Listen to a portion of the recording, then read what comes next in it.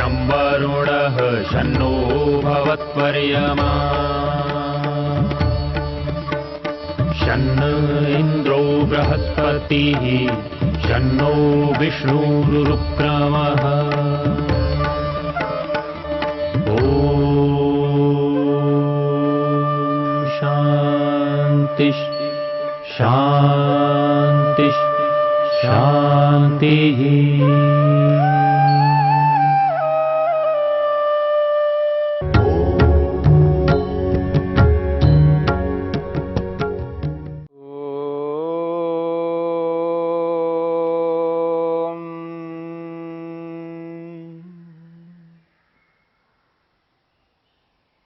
साधन पाद के 27वें सूत्र को लेकर के हम विचार कर रहे हैं।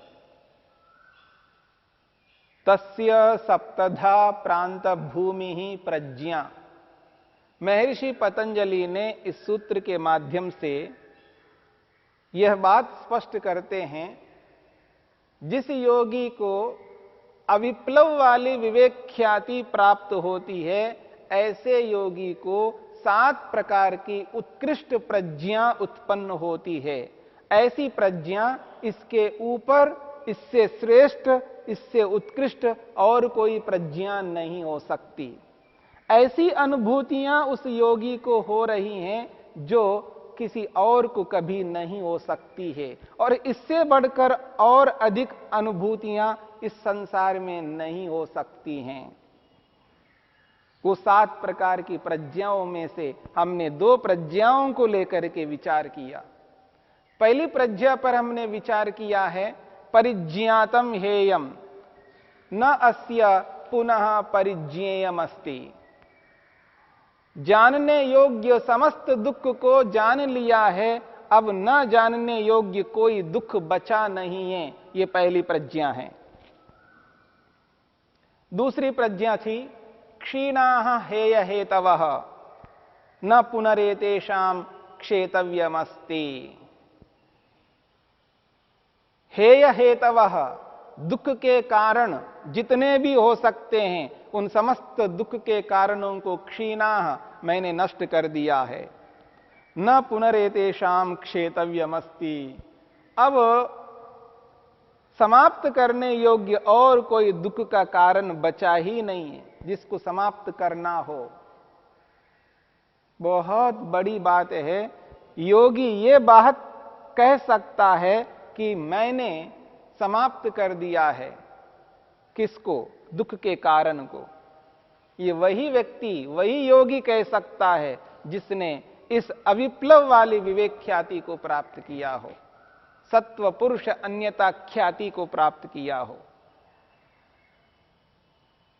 तीसरी प्रज्ञा महर्षि वेदव्यास स्पष्ट करते हैं। तीसरी प्रज्ञा है साक्षात्कृतम निरोध समाधिना हानम। बहुत बड़ी उपलब्धि है। वो कहते हैं हानम, हान कहते हैं मोक्ष को। साक्षात्कृतम निरोध समाधिना हानम, हानम मोक्षम, मोक्ष को। साक्षात्कृतम, मैंने साक्षात्कार कर लिया है। मोक्ष को मैंने अनुभव कर लिया है। मोक्ष का साक्षात्कार कर लिया है। किससे? कैसे? कहते हैं निरोध समाधिना। निरोध समाधिना, निरोधी समाधि। निरोध समाधि कहते हैं असंप्रज्ञात समाधि। असंप्रज्ञात रूपी निरोध समाधि के द्वारा मैंने हानम मोक्ष को साक्षात्कृतम, साक्षात कर लिया है, प्रत्यक्ष कर लिया है। ये बहुत बड़ी बात है। जिसने ये कहा हो कि मैंने मोक्ष का दर्शन कर लिया, मोक्ष को साक्षात्कार कर लिया, मुक्ति को मैंने प्रत्यक्ष अनुभव किया, इससे बढ़कर और कोई कार्य नहीं हो सकता। इतना बड़ा कार्य, इतना बड़ा कार्य जो ये कहे कि मैंने मोक्ष को अनुभव कर लिया है, मुक्ति को अनुभव कर लिया है। जीते जी इस शरीर में रहते हुए मोक्ष जैसा, मुक्ति जैसा अनुभव करता है व्यक्ति। जैसे मुक्त अवस्था में जिस स्थिति में रहता है आत्मा, उसी स्थिति को यहां इस शरीर में रहते हुए व्यक्ति अनुभव कर लेता है। साक्षात्कृतम, मैंने साक्षात्कार कर लिया है। किसे? हानम, हान को, मोक्ष को। किसके द्वारा? निरोध समाधिना। निरोध समाधि कहते हैं असंप्रज्ञात समाधि। मन की 5 अवस्थाओं में 5वीं अवस्था है निरुद्ध अवस्था।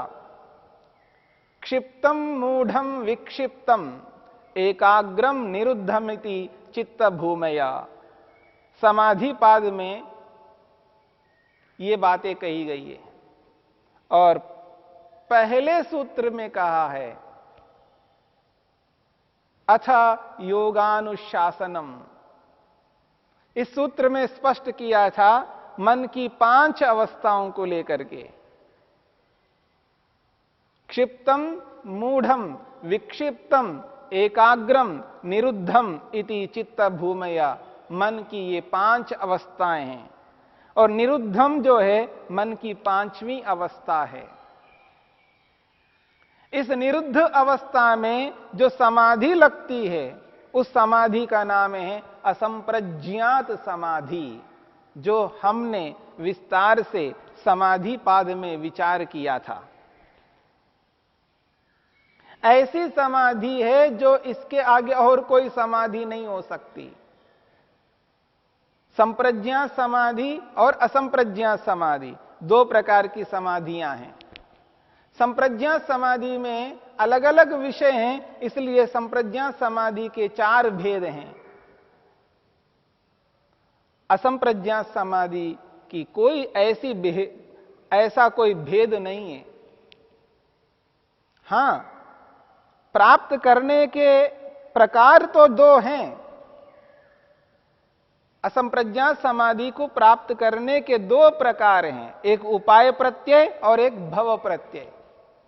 भव प्रत्यय नामक योगी असंप्रज्ञात समाधि को प्राप्त करते हैं, उपाय प्रत्यय नामक योगी असंप्रज्ञात समाधि को प्राप्त करते हैं। असंप्रज्ञात समाधि तो एक ही प्रकार की है, पर उसको पाने के 2 अलग अलग प्रकार हैं। पर संप्रज्ञात समाधि ऐसी नहीं है। संप्रज्ञात समाधि के 4 भेद हैं, क्योंकि उसमें अलग अलग पदार्थों का साक्षात्कार होता है। असंप्रज्ञात समाधि में केवल एक ही वस्तु, एक ही पदार्थ का साक्षात्कार होता है, वह है ईश्वर, परमपिता परमेश्वर। तो यहां पर योगी कह रहे हैं हानम, मोक्ष को निरोध समाधिना, निरोध समाधि के द्वारा यानी असंप्रज्ञात समाधि के द्वारा साक्षात्कृतम, मैंने साक्षात किया, दर्शन किया, प्रत्यक्ष किया, अर्थात परमपिता परमेश्वर का साक्षात्कार किया। मुक्ति को मैंने जीते जी अनुभव कर लिया। बहुत बड़ी बात है। यह बात वही व्यक्ति कह सकता है जिसने विवेक ख्याति को प्राप्त किया है, और वो भी विवेक ख्याति, अविप्लव वाली विवेक ख्याति, मन और आत्मा को पृथक करने वाली विवेक ख्याति को जिसने प्राप्त किया है, और न बदलने वाली विवेक ख्याति को जिसने प्राप्त कर लिया है, वह योगी व्यक्ति ये कह सकता है मैंने साक्षात कर लिया है हानम, मोक्ष को। यह है तीसरी उपलब्धि, तीसरी प्रज्ञा जो विवेक ख्याति को प्राप्त किए हुए योगी को प्राप्त होती है। असंप्रज्ञात समाधि, अंतिम समाधि, जिसमें योगी परमात्मा का दर्शन करता है, साक्षात्कार करता है, और उसे एहसास होता है, अनुभव में आता है, हां मैंने प्रभु का दर्शन किया, साक्षात्कार किया। ये साक्षात्कार, ये दर्शन कौन कर रहा है? जिसने क्लेशों को समाप्त कर दिया, नष्ट कर दिया। यह वो व्यक्ति कर रहा है जिसने दुख के कारणों को जान लिया, समझ लिया और उनको हटा भी लिया। दुख को उत्पन्न करने के जितने भी कारण हैं उन समस्त कारणों को उसने हटा दिया और दुनिया में दुख किसे कहते हैं उस संपूर्ण दुख को जान लिया, समझ लिया। वह व्यक्ति ये कहता है साक्षात्कृतम, मैंने साक्षात कर लिया है। किसे? हानम, मोक्ष को। किसके द्वारा, किसके माध्यम से? निरोध समाधिना, असंप्रज्ञा समाधि के द्वारा। यह है तीसरी प्रज्ञा। ये ऐसी प्रज्ञा है, इससे उत्कृष्ट प्रज्ञा, इससे उत्कृष्ट बुद्धि और नहीं हो सकती है। आगे बढ़ते हैं। अगली प्रज्ञा, चौथी प्रज्ञा, भावितो विवेक ख्याति रूपो हानोपायः। भावितो अर्थात भावितः, भावितः विवेक ख्याति रूपः हानोपायः। हानोपायः मोक्ष का जो उपाय है। हान कहते हैं मोक्ष, उपाय साधन, उपाय।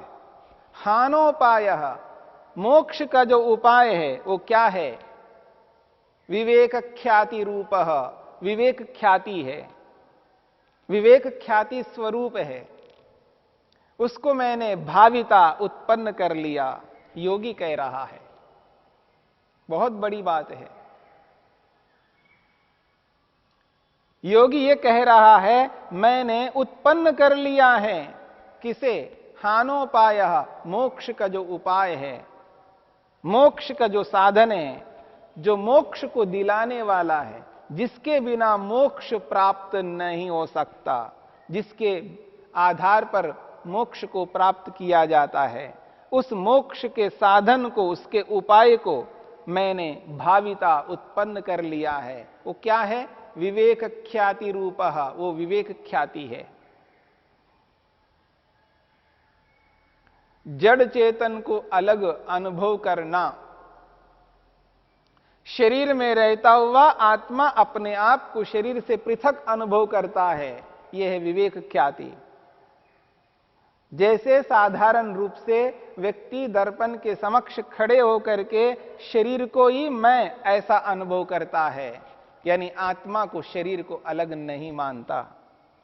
हां, अनेक बार व्यक्ति शब्दों के माध्यम से तो अवश्य स्वीकार करता है कि मैं शरीर नहीं हूं, पर यह शाब्दिक मात्र होता है, क्योंकि उसका पूरा व्यवहार वैसा ही होता है जो शब्द के विपरीत है। शब्दों से यह मानता है कि शरीर अलग है और आत्मा अलग है, लेकिन व्यवहार से शरीर को और आत्मा को एक ही मान रहा होता है। इसलिए शरीर में हानि होने पर अपनी हानि समझता है, शरीर के नष्ट होने पर स्वयं का विनाश समझता है, पर योगी ऐसा नहीं समझ सकता। ऐसा जो ज्ञान है, ऐसा जो विवेक है, उसका नाम है विवेक ख्याति। विवेक ख्याति रूप जो हान का, मोक्ष का उपाय है, उसको मैंने उत्पन्न कर लिया। ये उपाय है मुक्ति को प्राप्त करने का, मोक्ष को प्राप्त करने का। जड़ और चेतन को अलग मानने का, ये व्यवहारिक रूप में अलग मानता है, क्रियात्मक रूप से अलग मानता है, केवल शब्दों से नहीं। जैसे कोई कहता है कि सिगरेट नहीं पीना चाहिए, हां नहीं पीना चाहिए, पर व्यवहार में सिगरेट पीता है, तो उसको विवेक ख्याति नहीं कहते। शराब नहीं पीना चाहिए, हां नहीं पीना चाहिए, लेकिन पीता है, इसे विवेक ख्याति नहीं कहते हैं। शरीर के लिए हानिकारक तत्वों का सेवन नहीं करना चाहिए, लेकिन व्यक्ति जानता हुआ भी सेवन करता है व्यवहार में, तो उसको विवेक ख्याति नहीं है। फिर भी बोध है, उसको शाब्दिक बोध कहते हैं, शब्दों का ज्ञान कहते हैं, व्यवहारिक ज्ञान नहीं है। यहां पर जो विवेक ख्याति है, जो योगी को प्राप्त हो रही है, वो व्यवहारिक ज्ञान है, केवल शब्द ज्ञान मात्र नहीं है। इस बात को समझने की चेष्टा करनी है।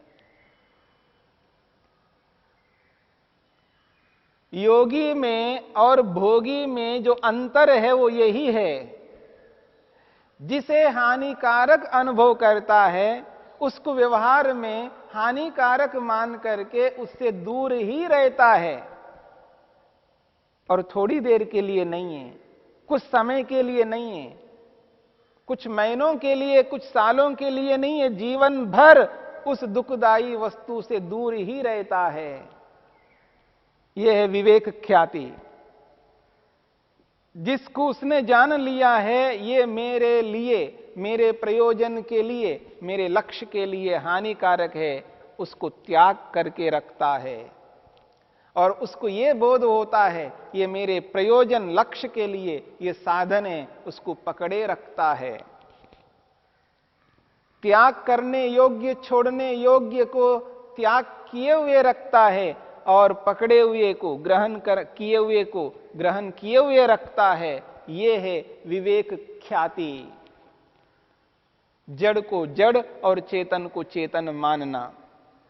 ऐसी विवेक ख्याति को मैंने भाविता उत्पन्न कर लिया है, जो कि हानोपायः मोक्ष का उपाय है।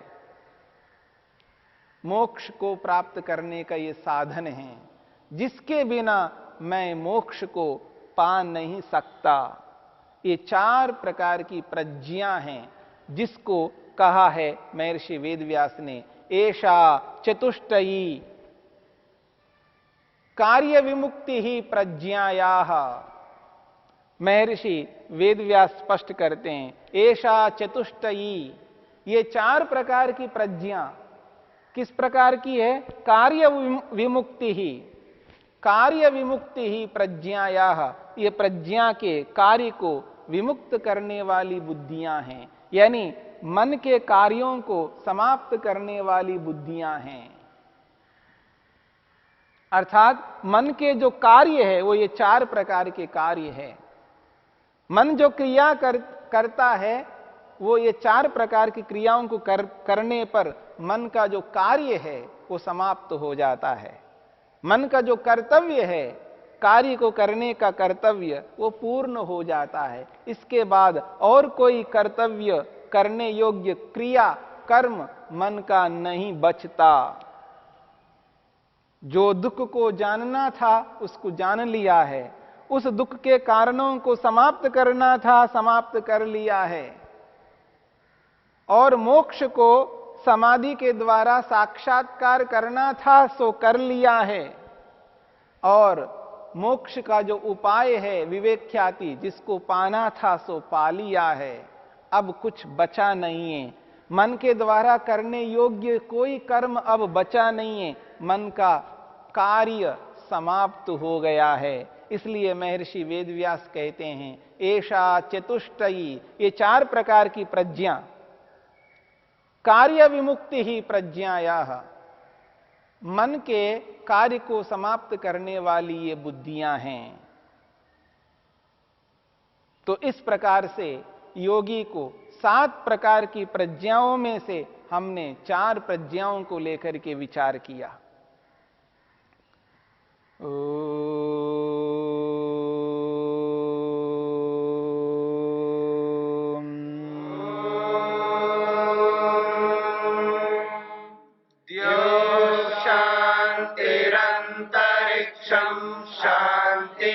पृथिवी शान्तिरापः शान्तिरोषधयः शान्तिः वनस्पतयः शान्तिर्विश्वे देवा शान्तिर्ब्रह्म शान्ति सर्वं शान्ति शान्तिरेव शान्ति श्यामा